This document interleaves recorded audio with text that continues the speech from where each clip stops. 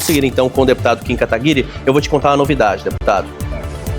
Eu não sei se você sabe, mas você é criticado pela esquerda. Seu movimento ajudou a eleger Jair Bolsonaro, né? Seu movimento, e você era, na época, o principal expoente. Só que em determinado momento, o MBL e o senhor romperam com o bolsonarismo. E agora viraram alvo do bolsonarismo. Mas eu queria entender por que houve esse rompimento, qual que é a crítica que vocês fazem a essa ala da direita brasileira, que é a maior parte da direita brasileira hoje. Bom, nós tentamos a todo custo ter um outro candidato à direita, né, para que quem fosse no segundo turno em 2018 não fosse Jair Bolsonaro. Ele foi para o segundo turno, tivemos que fazer um voto útil para derrotar o PT, que a gente tinha acabado, né, de promover as manifestações pelo impeachment, colocar o Lula na prisão, derrubar a Dilma, e a gente tinha a esperança de que um novo governo pudesse trazer mudanças. O nosso rompimento, né, com o Bolsonaro, e eu quero deixar claro, nunca fui um deputado da base do governo Bolsonaro, sempre fui independente, da independência fui para a oposição. Por quê? Porque ele próprio descumpriu as suas promessas de campanha. No primeiro ano de mandato do Bolsonaro, eu vi ele acabar com a Lava Jato, nomeando um procurador-geral da República petista, que proibiu modelos de força-tarefa como o da Lava Jato.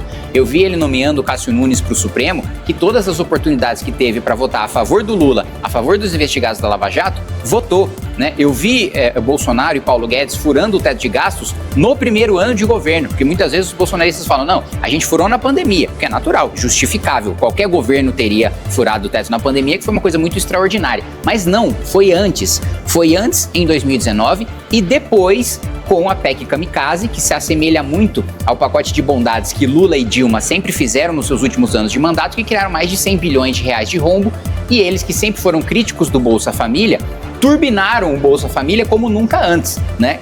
Criando um rombo fiscal sem ter a receita suficiente para fazer isso com a PEC Kamikaze no último ano de mandato. Então, mesmo na principal pauta deles, que era a segurança pública, não houve nenhum projeto para endurecimento de penas. Não houve, pelo contrário. Quando o Sérgio Moro mandou o pacote anticrime, a base do governo Bolsonaro votou a favor de uma emenda do deputado Marcelo Freixo, do PSOL, que criava o juiz de garantias. E o Bolsonaro sancionou porque o juiz de garantias ia beneficiar o Flávio, seu filho, que roubou dinheiro da Assembleia Legislativa do Rio de Janeiro, fez parte do mesmo escândalo do PT, aliás, porque o presidente da Alerj era o André Siciliano, que depois foi trabalhar na Gleisi Hoffmann, agora no governo Lula, e Flávio Bolsonaro estava sob o comando de um deputado petista e juntos roubaram dinheiro na Assembleia Legislativa do Rio de Janeiro. E Jair Bolsonaro, para blindar o próprio filho desse escândalo, favoreceu todos os criminosos do país, sancionando o juiz de garantias, e não aprovou nenhum grande projeto de aumento de pena. Eu, um deputado sozinho, de um partido que tem uma bancada de um homem só, sendo de oposição, consegui aprovar e ser sancionado agora o projeto de aumento de pena de furto, roubo e receptação.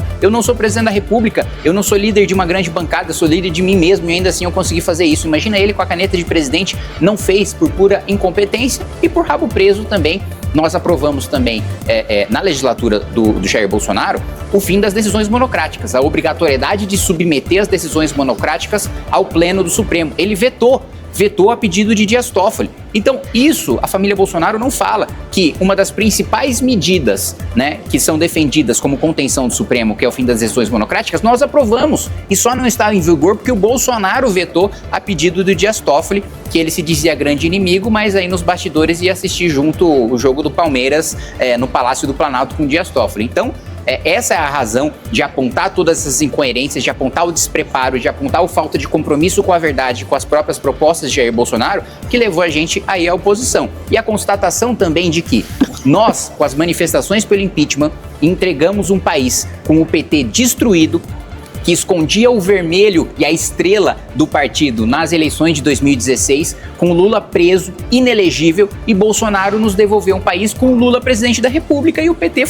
mais forte do que nunca. Então, se nós quisermos que o nosso país não seja mais refém, né, do Partido dos Trabalhadores, né, para o resto das nossas vidas, ou pelo menos pelos próximos ciclos eleitorais, nós precisamos tirar a família Bolsonaro da cabeça da direita brasileira.